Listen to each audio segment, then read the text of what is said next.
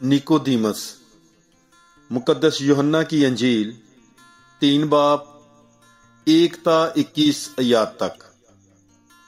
फरीसियों में से एक शख्स निकोदीमस नामी यहूदियों का एक सरदार था।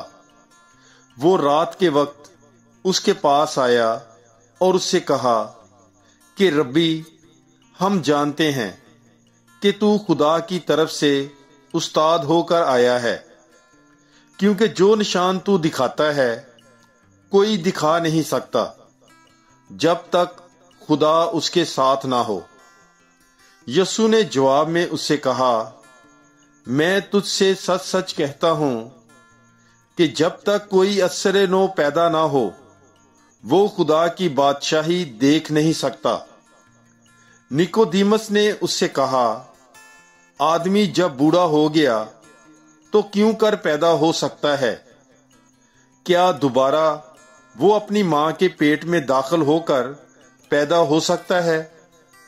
यीशु ने जवाब दिया कि मैं तुझसे सच सच कहता हूं कि जब तक कोई पानी और रूह से पैदा ना हो वो खुदा की बादशाही में दाखिल नहीं हो सकता। जो जसद से पैदा हुआ है वो जसद है, और जो रूह से पैदा हुआ है वो रूह है। तजब न कर कि मैंने तुझसे कहा कि तुम्हें असर नो पैदा होना जरूर है। हवा जिधर चाहती है चलती है और तू उसकी आवाज सुनता है, मगर नहीं जानता कि वो कहां से आती और कहां जाती है। हर वो जो रूह से पैदा हुआ ऐसा ही है। निकोदीमस ने जवाब में उससे कहा कि ये बातें क्यों कर हो सकती हैं? यीशु ने जवाब दिया और उससे कहा कि क्या तू बनी इस्राएल का उस्ताद है और ये बातें नहीं जानता?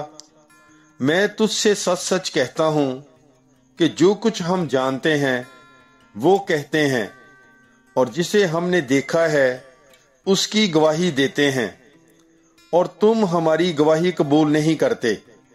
जब मैंने तुमसे जमीन की बातें कही और तुमने यकीन नहीं किया, फिर अगर मैं तुमसे आसमान की बातें कहूं तो तुम क्यों कर यकीन करोगे?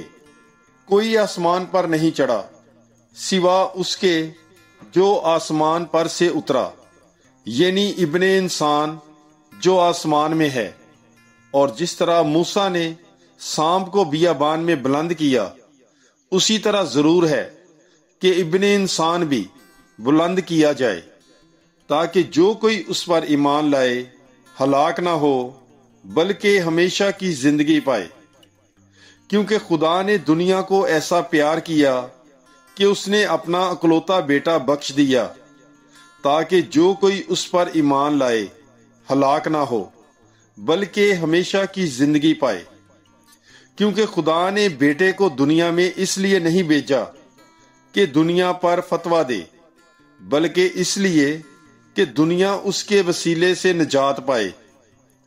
जो उस पर ईमान लाता है उस पर फतवा ना दिया जाएगा, लेकिन जो उस पर ईमान नहीं लाता उस पर फतवा हो चुका, क्योंकि वो खुदा के अकलौते बेटे के नाम पर ईमान नहीं लाया।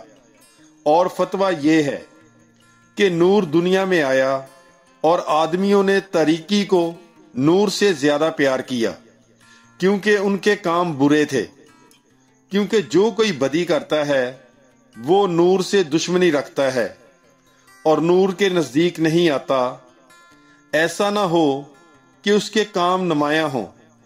मगर वो जो सदाकत पर अमल करता है नूर के नजदीक आता है, ताकि उसके काम नुमायां हो, क्योंकि वो खुदा में किए गए हैं। पाक कलाम के पढ़े और सुने जाने पर खुदावंद की बरकत हो। खुदा का शुक्र हो। God bless you. Bible is life.